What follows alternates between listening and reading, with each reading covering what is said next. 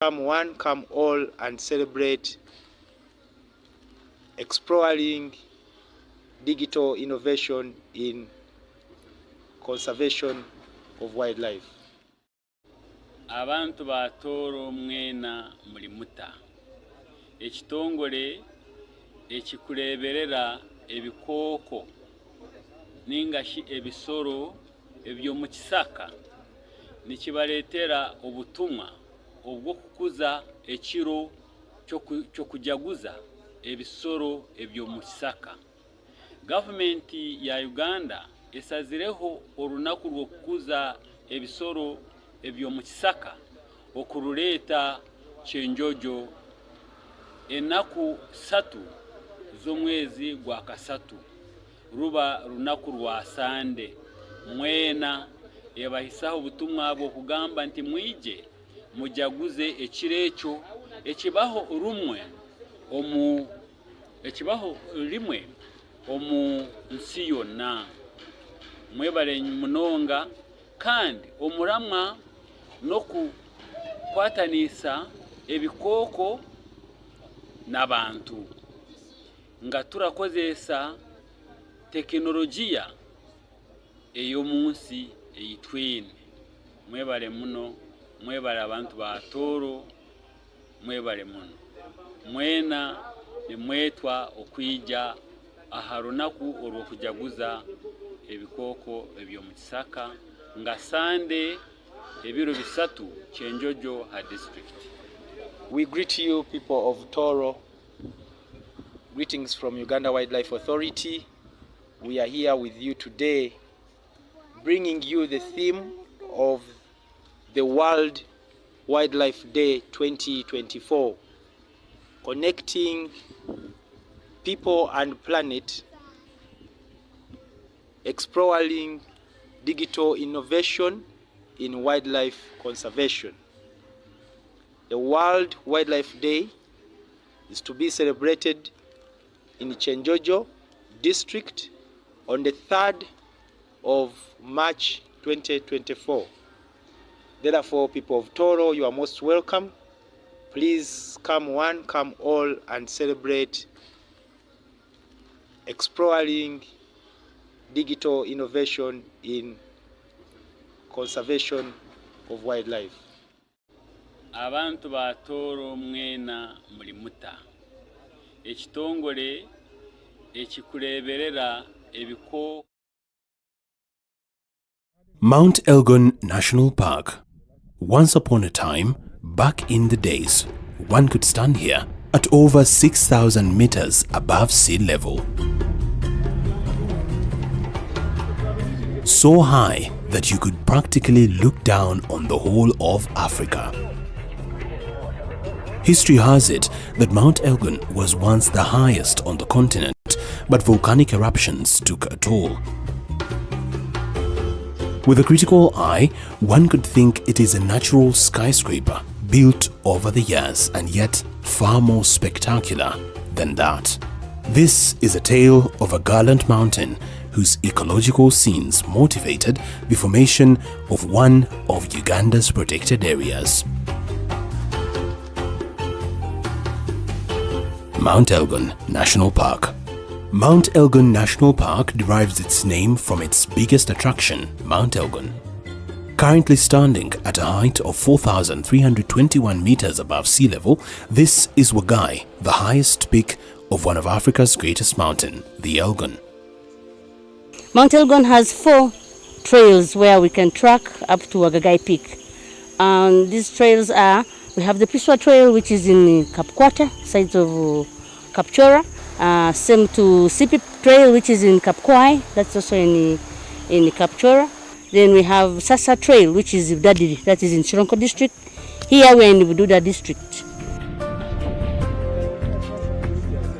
Mount Elgon was once Africa's highest mountain, far exceeding Kilimanjaro's current 5,895 meters. Millennia of erosion and volcanic eruptions have reduced its height, relegating it to the 4th highest peak in East Africa and 8th on the continent. The park covers an area of 1,279 square kilometers which is approximately 494 square miles and is bisected by the border of Kenya and Uganda. The Ugandan part of the park covers 1,110 square kilometers, while the Kenyan part covers 169 square kilometers. Besides being shared by Uganda and Kenya, it is also the oldest and largest solitary volcanic mountain in East Africa. More so, Mount Elgon has the largest volcanic base in the whole world. Its vast form, 80 kilometers in diameter, rising more than 3,000 meters above its surrounding plains. Mount Elgon is an extinct volcano that first erupted more than 24 million years ago. With the largest surface area of any extinct volcano in the world, Mount Elgon's Wagagai is the second highest mountain peak in Uganda after Mount Rwenzori's Margarita. Even when the mountain sits both in the borders of eastern Uganda and western Kenya, over 2/3 of the entire mountain and its highest peak, Wagagai, are located entirely within Uganda. The mountain's cool heights offer a breather from the hot plains below, with the higher altitude that provides refuge to various flora and fauna, seen so rare to find elsewhere in the world. It is without a doubt that such unique aspects create the destination and protected area that Mount Elgon National Park is. Mount Elgon National Park lies 235 kilometers east of Kampala. It is quite accessible by road. After a short distance of 3 to 4 hours of a drive from Kampala, the capital of Uganda, a tarmac road runs through Jinja to Mbale town at the western base of Mount Elgon. Maram roads lead off the Mbale Kapchora road to reach the various trailheads. The people, tribes and tradition. Tradition has it that Mountain Elgon is named after the Elgonyi tribe, who long ago once lived in huge caves on the south side of the mountain. Currently, it is home to two tribes, the Bagisu and the Sabin, with the marginalized Ndorobos, a hunter-gatherer and pastoralist community forced to dwell deep within the forest of Benet. The Bagisu, also known as the Bamasaba or Sokwia, consider Mountain Elgon to be the embodiment of their founding father, Masaba, and refer to the mountain by his name.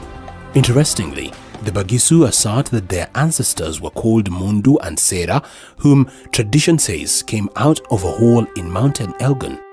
This protected area was at some point on the verge of complete extinction with massive deforestation and human settlement. Now, it is thriving as one of the best destinations in the Pearl of Africa. Thanks to Uganda Wildlife Authority, Mount Elgon National Park was gazetted in 1968. Flora and fauna. The park is endowed with variety and breathtaking scenery of cliffs, caves, waterfalls, gorges, mesas, calderas, hot springs, and mountain peaks.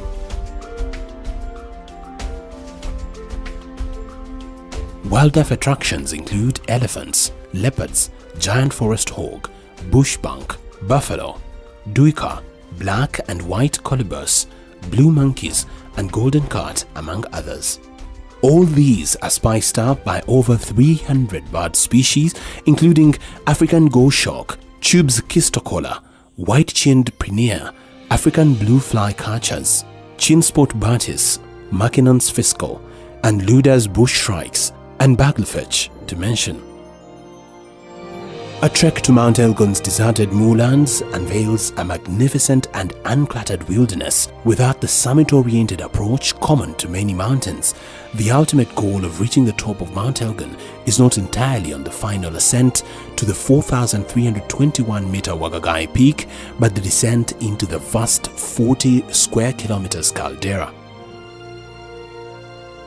Mount Elgon is a water catchment area with many water bodies, rivers, and this is one of the rivers from the mountain, and it's called River Manafa. It is one of the fresh water source serving the community with water, and it starts from this mountain, Mount Elgon, flows all the way to Pologoma wetland, and there you can see it supplies a lot of people with water. Visiting Mount Elgon National Park presents an exciting setting for extended hikes. Besides the breathtaking unique flora and fauna, one should always expect an experience of the magnificent waterfalls, enormous caves, scenic peaks and gorges, and hot springs which bubble up at 48 degrees Celsius. Visits at Mount Elgon National Park are most enjoyed during the drier seasons from June to August and December to March, but then during the wetter months, trekking is also manageable and quite fun. By the way, no technical climbing equipment or skills are required, and all major peaks are accessible to hikers. There are various activities one can engage while in this must-be destination. Preparing a walking stick or improvising a walking stick to walk up in these muddy areas, this one supports you a lot from falling down. While ascending Mount Elgon's enchanting slopes, the dense montane forests and mixed bamboo belts teeming with bird life are a sight to reckon that ushers you into the fascinating health and moorland zones that contain hundreds of unique endemic plant species such as giant lobelia and groundsels. For wildlife enthusiasts, it is a pleasure to spot primates such as the black and white colobus monkey, blue monkey, and hundreds of fascinating bird species, including golden-winged and takaze sunbirds, roses and Hatlob's turacos, black and white cascade and crowned hornbills, the endangered lamagia, and the Jackson's francolin, which is found nowhere else in Uganda. If you are particularly observant, you will definitely spot the buffaloes, duiker, hyena, and on a good day, the elusive leopards. These are various trails to explore this unique protected area. The Budadiri and Bushiri trails are a true definition of an unforgettable scenery. By the way, Bushiri trail is relatively shorter than Budadiri trail, though Budadiri is more scenic, so the extra distance is the affordable price for the magical scenes on the hike. Before the adventure begins, a quick orientation is done here.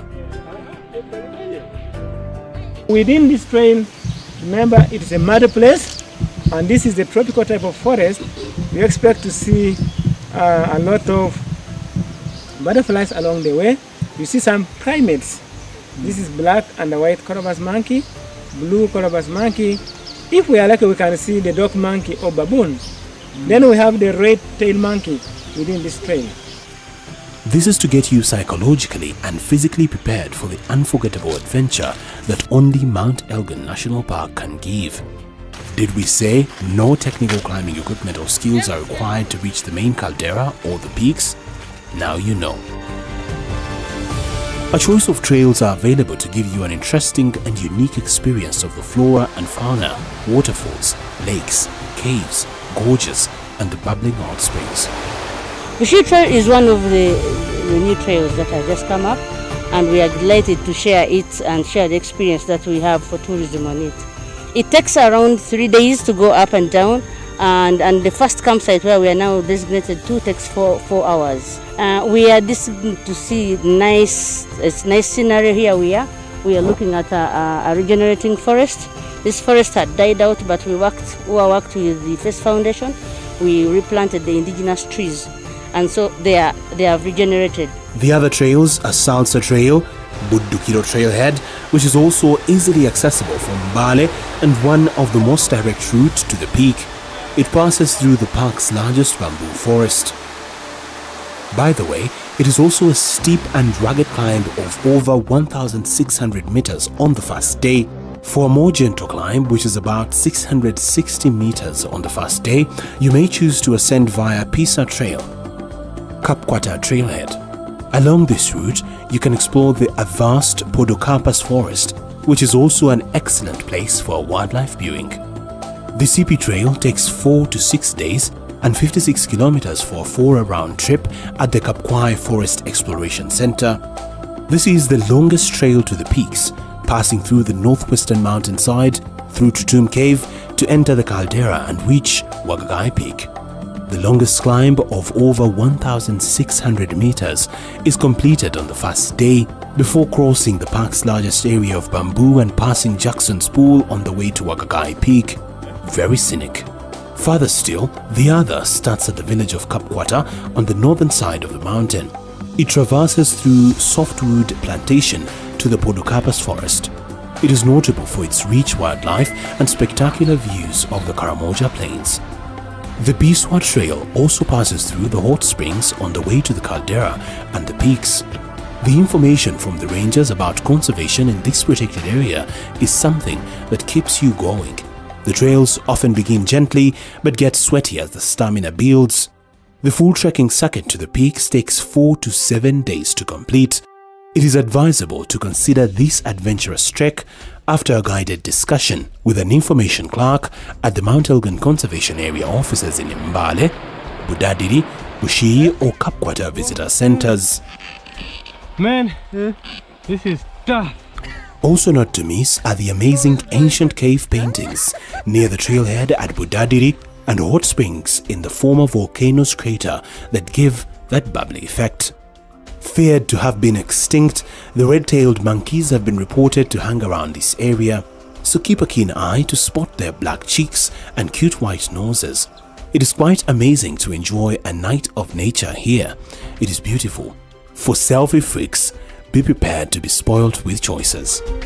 There are basic campsites located at strategic points along the various trekking circuits. Enjoy the quarantine, but please know that we are preparing for you. As this is over, you leave your homes and come and enjoy the nature that we are now looking at. You can look at all these places quiet. We only pray that we do not have any COVID-19 coming in here. We are protecting it. We are on earth, on ground, looking at this, looking after our wildlife. So please, as you view, just know that everything is okay. By the time the quarantine is over and the lockdown, please, you're encouraged to come and visit us. It is highly advisable to camp at only designated campsites, and necessary camping equipment must be carried with the help of the professional porters. Some items as tents and sleeping bags can be hired through the park office in Mbale. It is also important not to forget a warm jacket and rain gear, as extreme weather conditions will add to your Mount Elgon adventure. A fuel-efficient camp stove comes in handy. Accommodation. Where to stay? No worries, this area is spoiled with all kinds of accommodation to suit your taste and pocket, so no one is left out. Kapkwata Rest House, the forest exploration of Kapkwai, and the various designated campsites will give you an unforgettable, comfortable night.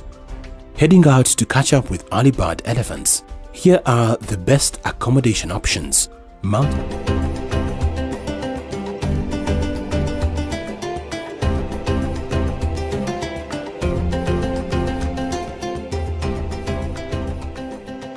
This is Makshon Falls, the most powerful waterfalls in the world.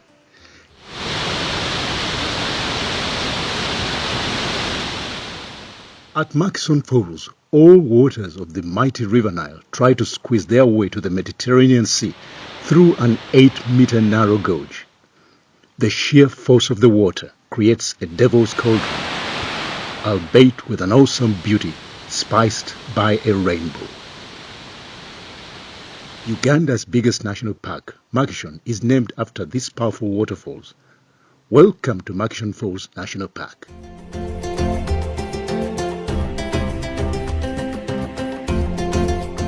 Makshon Falls National Park, managed by Uganda Wildlife Authority, is located in the northern part of the Albertine Rift Valley, where the Bunyoro escarpment tumbles into vast palm-dotted savanna, teeming with wildlife. The park is bisected by the River Nile into the southern and northern banks and is the oldest and biggest national park in Uganda. Gazetted in 1952, the park is part of the wider 5,045 square kilometers Makshon Falls Conservation Area that includes Bugungu and Karuma Wildlife Reserves. The park itself measures 3,480 square kilometers.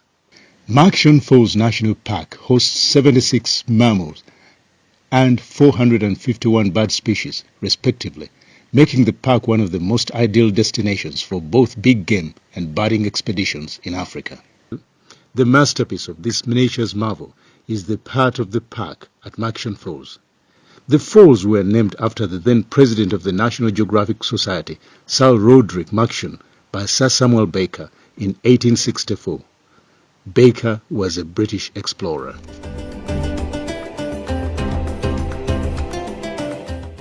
Other notable visitors to the park include Theodore Roosevelt,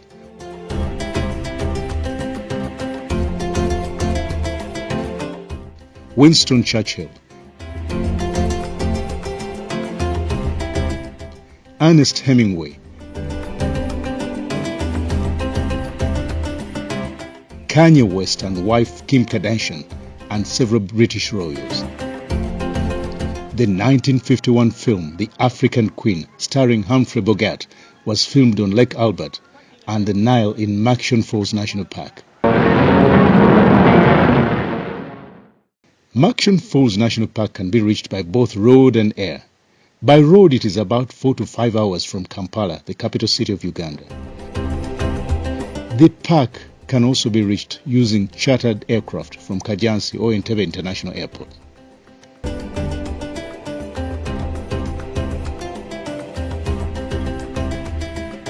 Uganda Wildlife Authority puts a lot of effort to preserve and manage the park resources to conserve for future generations.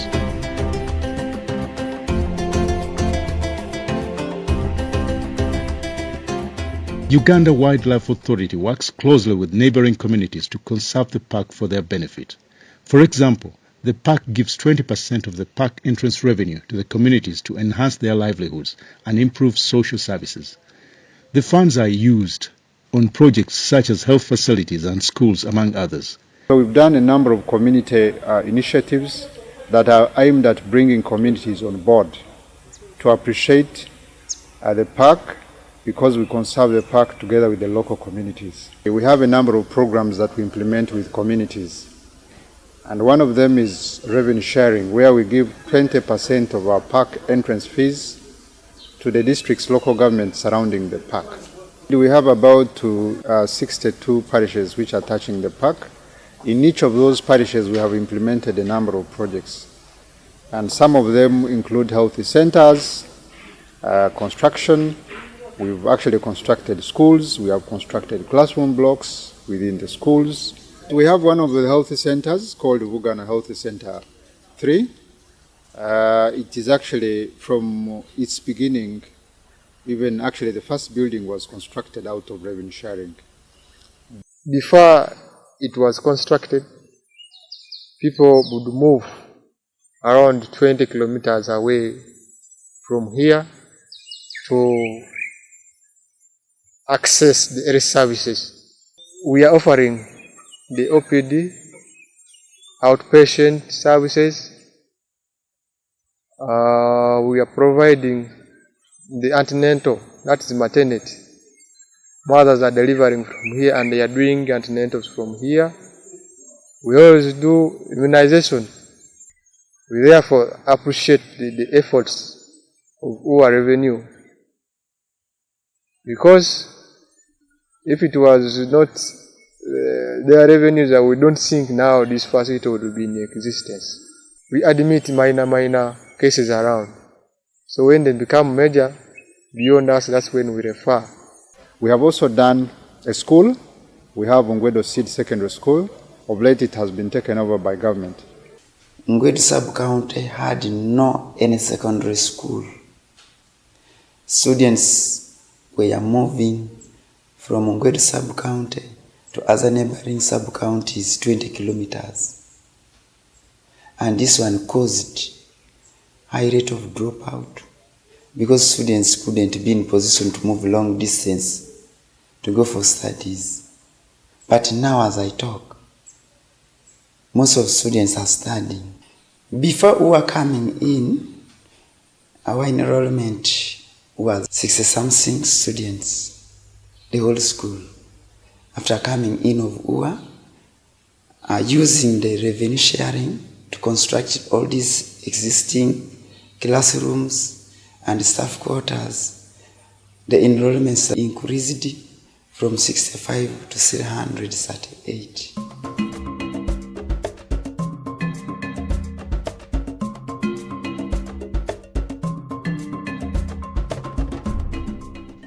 Whenever there is wildlife near,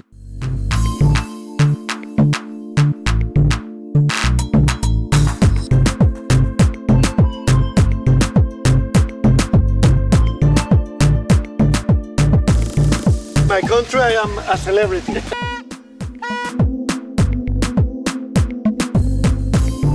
In the mountainous and picturesque landscape of southwestern Uganda, on the edge of the Rift Valley, lies a mist-covered ancient rainforest that is one of the country's oldest and most diverse, dating back over 25,000 years.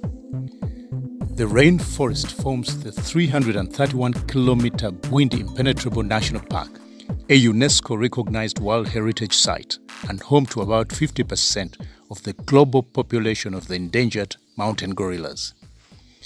Bwindi is one of the 10 national parks managed by Uganda Wildlife Authority.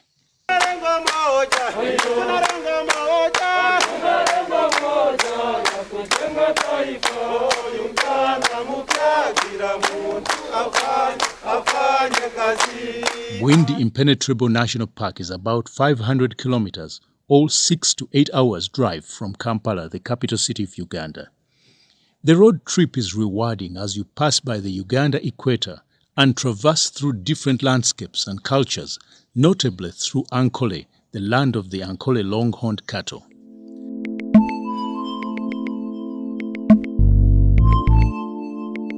Bwindi is 2 to 3 hours drive from Queen Elizabeth National Park through the southern sector of Ishasha.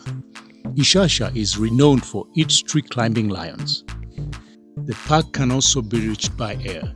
It is served by 3 airfields at Chihihi, Kayonza in Kanungu, and Nyakabande in Chisoro.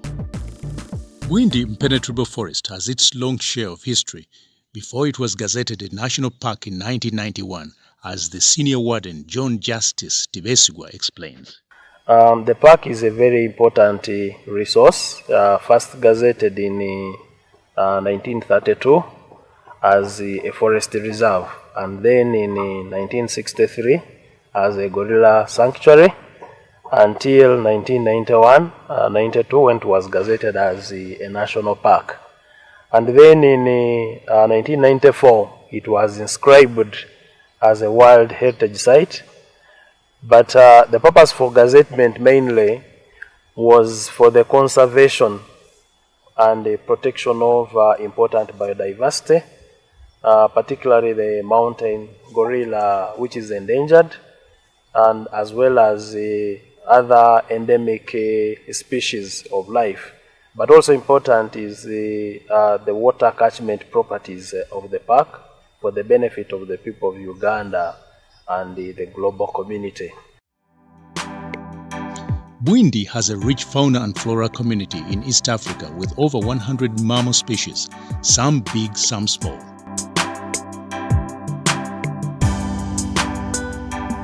The forest also nurtures over 400 plant species. Other mammals in the park include over 10 primate species, the elusive forest elephants, and several species of antelopes. Out of 200 butterfly species, 42 are endemic to the Albertine region. Bwindi hosts around 350 bird species that include about 23 Albertine Rift endemics. More famously, Bwindi Impenetrable Forest hosts around 50% of the endangered mountain gorillas in the world, making the park the best place to track our close cousins, the mountain gorillas. Though Bwindi offers a wide range of tourist activities, gorilla tracking is unconditionally the park's key attraction. Gorillas were first tracked in 1993 when tourists tracked the Mubare family, the first to be habituated. Only 8 visitors are allowed to track each of the habituated gorilla groups for 1 hour each day. Due to high demand for tracking permits, it is advisable to book tracking permits early enough to avoid last-minute dashing, which can spoil the experience.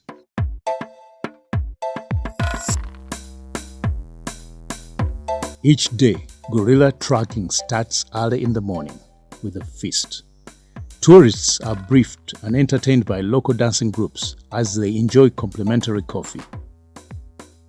And then also today we are going to have a good experience of penetrating an impenetrable.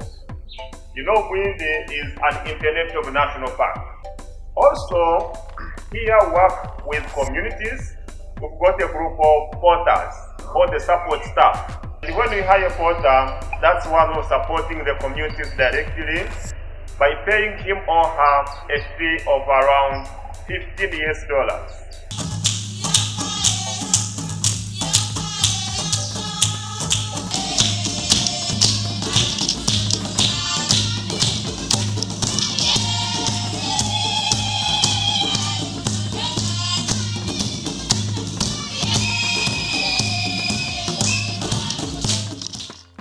The ultimate gorilla tracking experience commences when tourists take the first step into the jungle with guides and porters.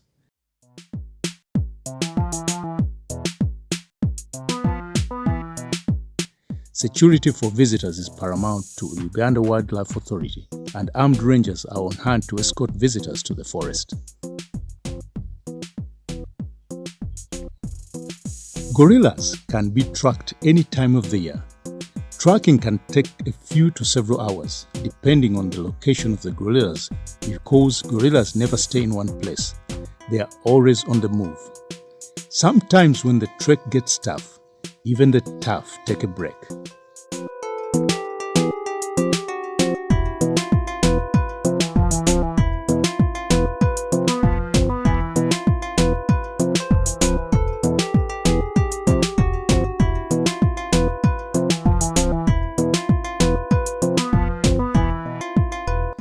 Because gorillas are always on the move, there is a group of dedicated tracker rangers who follow each gorilla group ahead of tourists to establish their location. Once the lead trackers find the gorillas, they communicate the location to the guides, who lead the tourists to their much sought-after prize, the gorillas. When finally the treasure is found, it's joy and excitement. It's party time.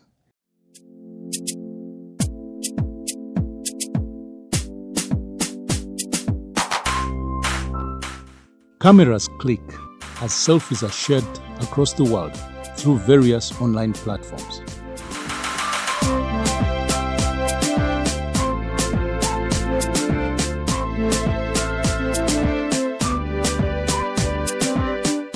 Gorillas are so genetically similar to us because we share about 98% of our DNA with them. An average male mountain gorilla can weigh 180 kilograms and measure about 1.7 meters tall. Most mountain gorillas live in stable family groups with one dominant male and several females. Both males and females in the group care for their infants, hugging, caring and playing with them. Most males and females leave their birth groups when they get older and join other groups to prevent inbreeding. Males between 8 to 12 years are called blackbacks.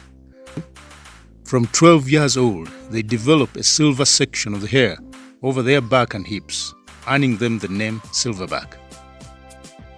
The mountain gorilla is a subspecies of the eastern gorilla. Mountain gorillas live in East Central Africa in just two isolated groups. One group is in the Virunga Massif, a region spanning 3 countries, Uganda, Rwanda, and Democratic Republic of Congo. Some gorillas of the Virunga Massif live in Mugahinga Gorilla National Park in Chisoro. The second group is in Bwindi Impenetrable National Park, which connects to Sarambwe Nature Reserve in DRC. The International Union of Conservation of Nature (IUCN) Red List of Threatened Species has removed the conservation status of mountain gorillas from critical endangered to endangered. Rorian Niwagaba, a guide in Bwindi Impenetrable National Park, is here to tell us more. These gorillas, their scientific name is called Gorilla berengei. However, we have other species of gorillas in this world.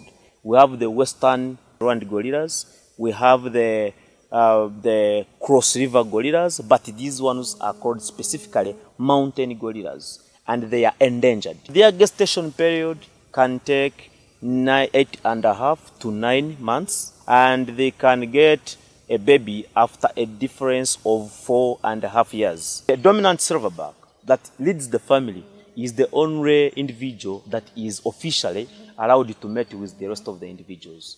However, other boys in the group can sneak and also mate with the females in the group, but when that individual is got while mating with that individual, will be chased away from the group. The census of 2018 came up with some good results that these gorillas are no longer critically endangered because they crossed the line. They are now above 1,000, meaning they are no longer critically endangered, they are just endangered. Meaning the conservation efforts that our team has tried to put in this conservation of these gorillas has helped the gorillas to multiply.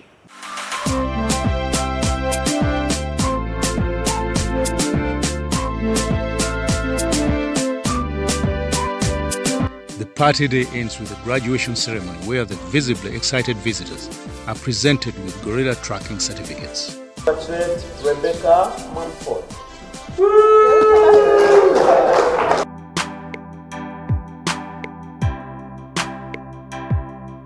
Bwindi Impenetrable National Park has a rich fauna and flora. The best way to explore this beauty is by taking a stroll through the forest. The park has various trails in the forest used for nature walks, some short and others long. The nature walks, some with breathtaking views, bring you closer to the beauty of nature. The beauty is endless. Butterflies, plants, birds, and much more.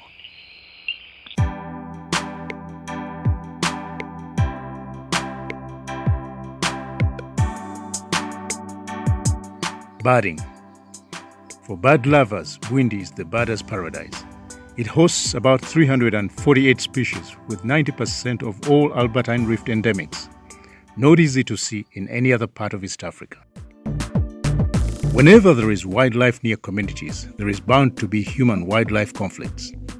The conflicts usually arise when wildlife strays from the park to homesteads and gardens. Animals can destroy crops, forcing communities to retaliate, sometimes with ugly consequences. However, this has not happened. Uganda Wildlife Authority mitigates human-wildlife conflict using various means, including working closely with communities, because community-led approaches are considered more sustainable. One of the measures put in place by the park is the creation of buffer zones between the park and communities. The buffer zone is given to neighboring communities for agricultural use, specifically planting non-palatable crops that don't attract animals from the park.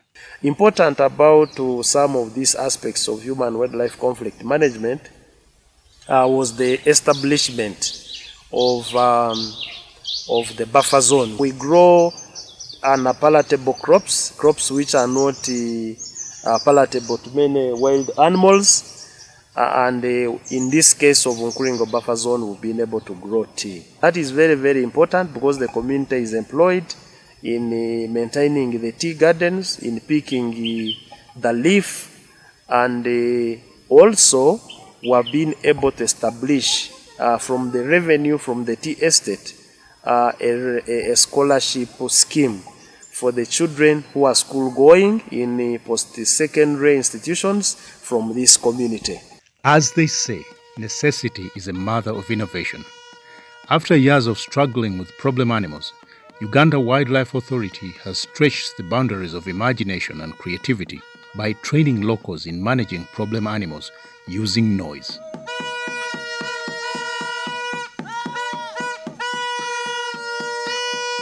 The noisemakers, as they call themselves, are members of the community mobilized and organized in a group called HUGO. HUGO stands for Human Gorilla Control Team. HUGO members are facilitated with tools necessary to chase problem animals back into the park before they cause damage to their crops. Whenever animals stray from the park to communities, HUGO members make noise that irritate the animals and they go away. HUGO is Human Gorilla Control Team. These are members selected from the community. The main problem animals we have are elephants, we have baboons, and also gorillas move out at times. For gorillas, they don't have to use noise. They don't have to chase them with the sticks, no. The reason we don't use noise is that most of these gorillas which move out are habituated gorillas, which are used to humans. If we use noise and sticks to chase them, they will fear people. So the next day, if tourists go to visit them, gorillas will be fearing and charge or run away from them. For elephants, being big animals, we provide guarding equipments, mostly because they come out at night. We provide torches, we provide vuvuzelas, they have drums, they have loud metallic instruments which they use. And at times they light the fire if the elephants stay close for a long time. And once the wind is favorable in the direction of the elephants, we use the red chili. Once they smell red chili, they immediately move back to the forest. And we also provide them with the smart pads. These are smart pads where they are trained to use to record any incidences of problem animals that come out, and also the crop damages. For baboons, they are always on a constant move, mostly during the day. And we use guarding shelters in different villages along the boundary. At times we use live traps when baboons become uncontrollable. And these live traps, we don't have to kill the baboons. We only crop the leaders, and then the younger ones let them move freely. And also, rangers actively participate in these interventions. Hugo members are selected by the community, and Uganda Wildlife Authority facilitates them to do their work. Sylvester Behangana is a member of Hugo. We are 10 members who help if animals comes, like baboons, we chase them. If elephants come in the night, National Park help us to give torch, boliveras,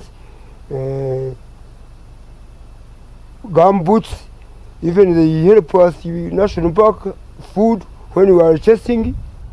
Benefit we get from the park, they give percent money to help our roads, to our schools, everything.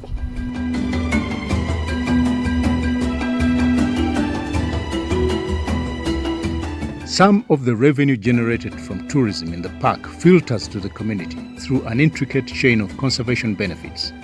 20% of park entry fee generated from tourists is given to the local governments around the national park to implement community development projects in the parishes that touch the park. So the program has been implemented for over 20 years, and a lot has been done in terms of development of this area under this funding. In addition to the 20% park entry fee that the tourists pay, because we have a unique tourism product, the gorilla tracking, which does not happen anywhere in the country apart from our sister gorilla park, Mugainga Gorilla National Park, we added what we call gorilla levy of $10 for every gorilla permit that we sell onto the 20% park entry fee, consolidated together as tourism revenue sharing to the community. So this money goes to the communities through the local governments at the district and then sub-counties to implement approved projects that address a number of livelihoods, but also infrastructure and human wildlife management projects. So it has been able to put up a number of schools, it has been able to put up a number of health centers and dispensaries, a lot of livelihood projects such as cattle, goat rearing, sheep rearing, road infrastructure development.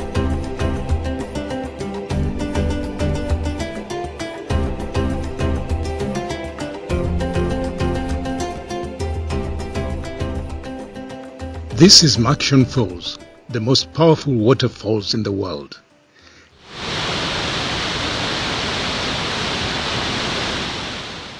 At Makshon Falls, all waters of the mighty River Nile try to squeeze their way to the Mediterranean Sea through an 8-meter narrow gorge. The sheer force of the water creates a devil's cauldron, albeit with an awesome beauty spiced by a rainbow. Uganda's biggest national park, Makshon, is named after these powerful waterfalls. Welcome to Makshon Falls National Park.